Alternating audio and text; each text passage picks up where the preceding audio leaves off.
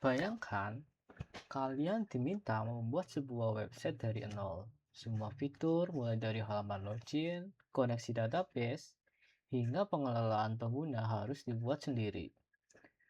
Tentu, hal itu akan memakan banyak waktu. Nah, untuk membantu proses tersebut, programmer biasanya menggunakan sebuah kerangka kerja yang disebut sebagai framework. Nah, lalu, apa itu framework?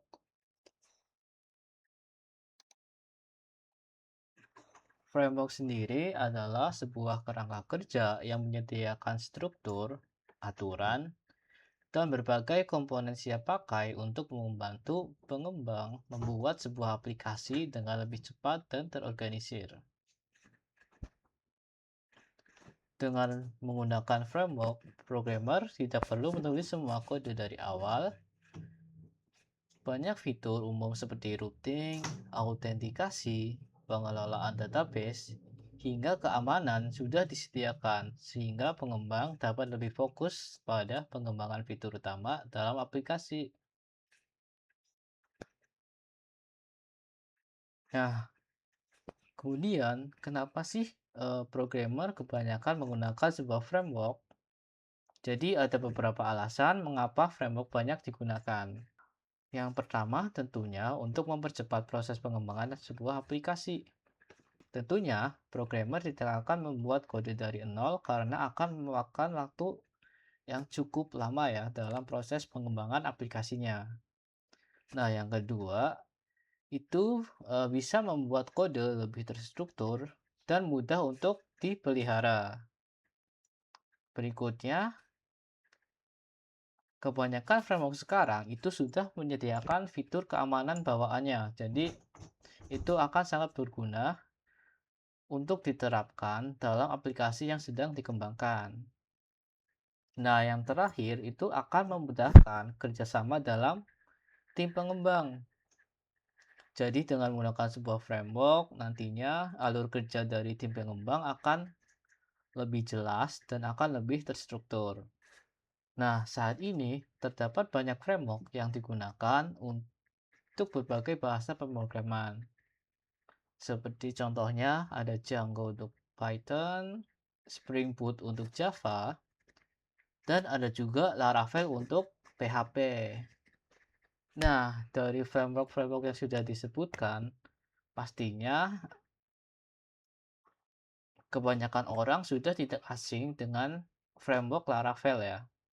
Karena Laravel itu adalah salah satu framework yang paling populer, khususnya dalam pengembangan aplikasi web berbasis PHP.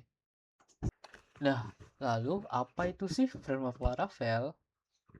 Dikutip dari website resminya, Laravel itu adalah sebuah kerangka aplikasi website dengan sintak yang ekspresif dan elegan.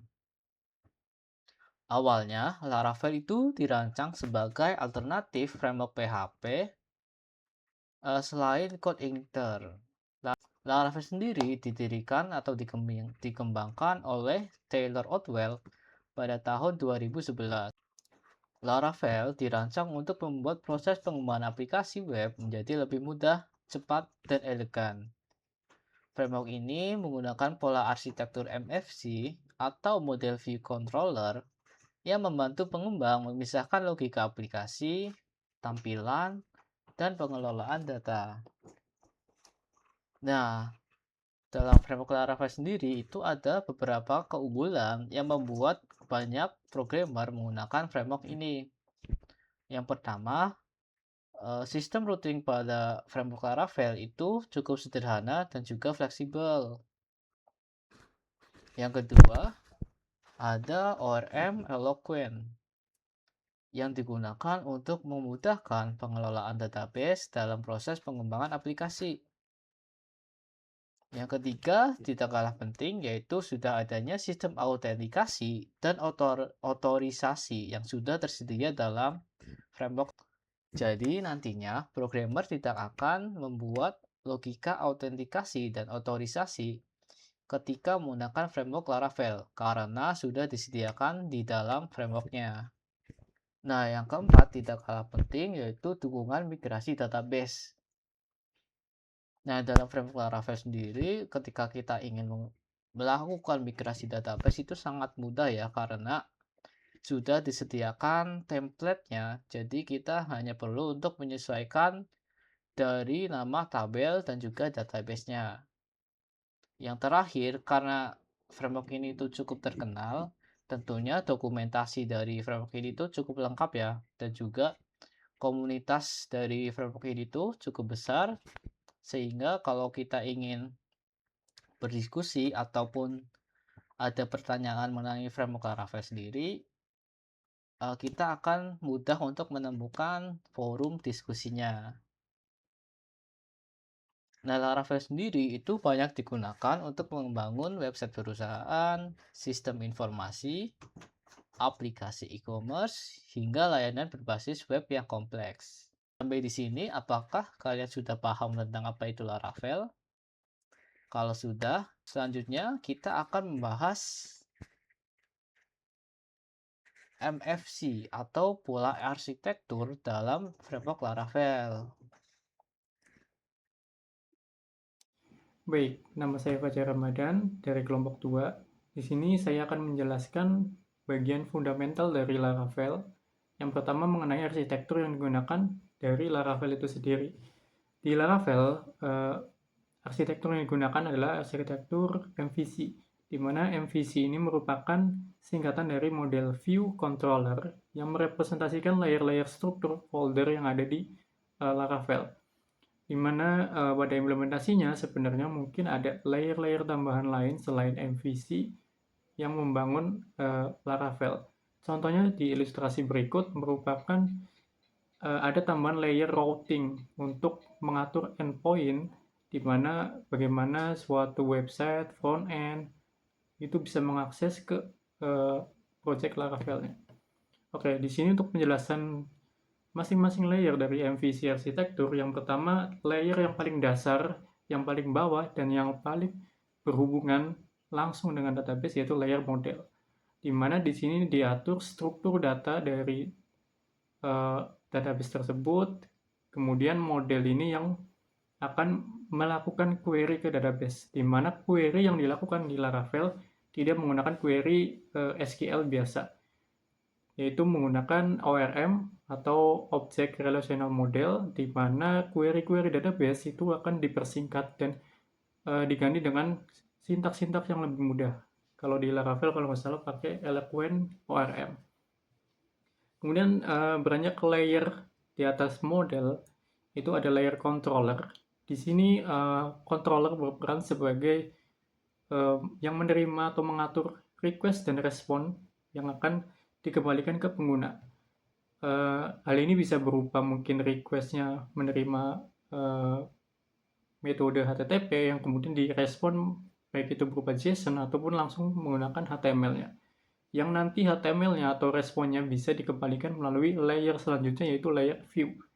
Di layer view ini merupakan layer berisi semua tampilan atau akses publik ke klien atau ke pengguna.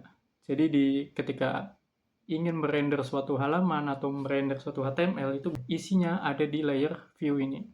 Nah, routing ini bertugas untuk mengatur endpoint-nya seperti slash product, slash dan lain-lain. Jadi routing ini yang nanti akan mengatur user ini akan mengakses melalui endpoint yang mana gitu untuk URL-nya. Ini routing-nya. Untuk MVC arsitektur pada dasarnya seperti ini. Mungkin ada tambahan-tambahan lain seperti middleware untuk validasi antara controller. Namun yang paling fundamental adalah di MVC arsitektur adalah keempat layer ini. Oke, itu untuk MVC. Oke, selanjutnya saya akan menjelaskan mengenai struktur folder yang ada di Laravel. Fundamental atau base folder yang perlu diperhatikan ketika pertama kali menjalankan Laravel. Ketika project Laravel telah di-generate atau di-install package-nya, hal pertama yang perlu diperhatikan adalah di bagian file.env. Di .env ini akan mengatur segala konfigurasi, khususnya untuk konfigurasi untuk terkoneksi ke database. Yang paling sering digunakan atau yang paling umum sekali digunakan adalah konfigurasi ke database. Baik, contohnya di sini. Yang perlu diperhatikan ada DB connection, jenis koneksinya. Contoh di sini tuh koneksi ke database MySQL. Kemudian ada hostnya atau alamat host yang mengarah ke database tersebut. Karena ini lokal, maka masih menggunakan 127.00.1 atau localhost. Kemudian port untuk mengakses database biasa dipakai 3306. Kemudian nama database-nya di sini DB database, namanya contoh di sini adalah first project. Kemudian untuk mengakses database-nya ada username dan password-nya. Biasanya kalau masih lokal atau masih base pakai Laragon atau Exam, username-nya root dan password-nya dikosongkan. Itu untuk .env untuk konfigurasi awal ketika pertama kali setup Laravel. Kemudian struktur folder selanjutnya yang perlu diperhatikan di sini adalah model ya. Jadi layer terbawah untuk berinteraksi dengan database. Di mana model ini tidak dibuat secara manual. Artinya untuk manipulasi database, membuat struktur database di Laravel udah tidak lagi menggunakan phpMyAdmin atau sebagainya. Di Laravel udah otomatis menggunakan generate dengan perintah php artisan make-2 model. Kemudian nama modelnya itu apa? Contohnya misal product atau books. Min-m ini merepresentasikan perintah migration. Jadi nanti akan hasil modelnya nanti di migration atau terkoneksi untuk mengenerate ke database yang kita tuju tadi di setup environment-nya. Oke, mungkin contoh di sini untuk modelnya.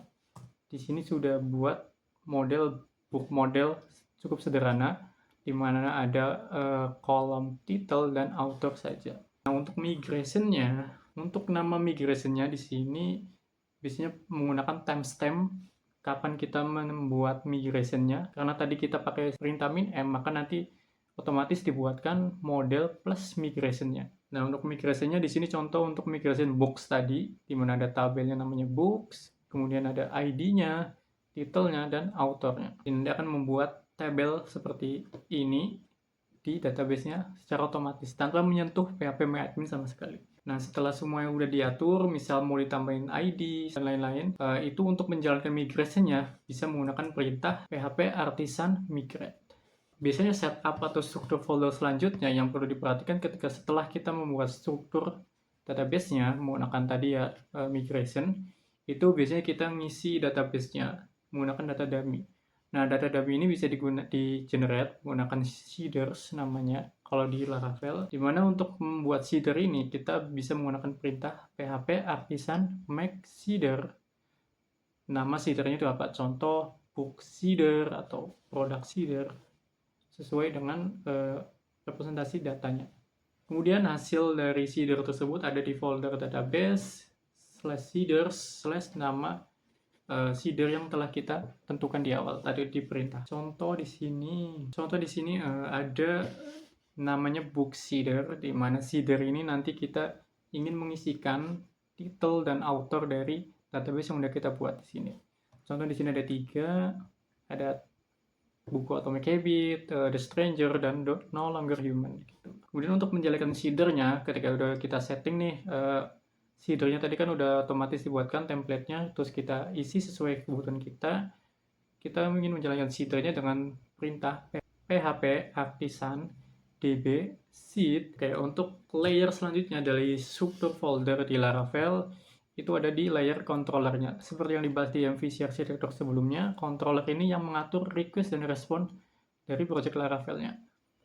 Untuk membuat controller sendiri itu juga otomatis bisa menggunakan perintah php artisan make -2 controller nama dari controllernya. Contoh book controller, product controller sesuai dengan nama controller kebutuhan controllernya. Contoh di sini misalkan di sini ada book controller, di mana sederhana aja ketika pertama kali mengakses book controller nanti akan menampilkan semua data dari book controller dengan sintaks seperti ini.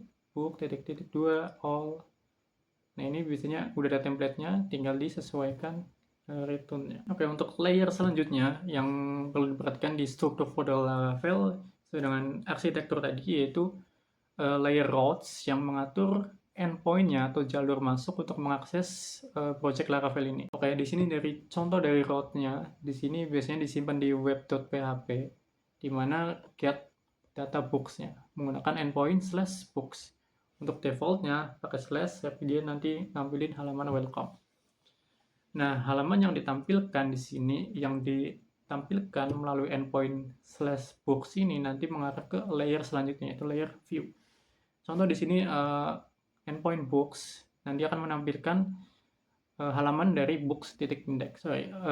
Layer selanjutnya yaitu layer views bisa diakses di folder results, kemudian views nanti bakal muncul sesuai dengan nama views yang kita buat. Contoh di sini ada books views, di mana di dalamnya ada index.blade.php. Jadi slash books ini nanti otomatis akan langsung diarahkan ke file indexnya. Nah, contoh di sini sederhana aja untuk menampilkan data buku. Di sini ada kode HTML yang looping dari data buku yang ada di database, di mana menampilkan judul dan autornya. Oke, mungkin itu aja ya untuk basic fundamental yang perlu diperhatikan ketika pertama kali setup Laravel. Saya Fajar Ramadan, kurang lebihnya mohon maaf. Terima kasih.